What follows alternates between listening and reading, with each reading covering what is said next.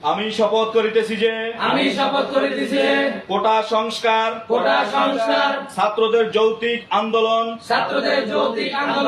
সকল ধরনের কর্মসূচির পক্ষ থেকে আমরা প্রবাসী আসছে যতদিন না পর্যন্ত আমার শহীদ ভাইদের বিচার না হবে ততদিন পর্যন্ত আমরা প্রবাসীরা কোন ধরনে কোন রকমে কোনোভাবেই রেমিটেন্স বাংলাদেশে পাঠাবো না না আমাদের এই শপথ গ্রহণের সাথে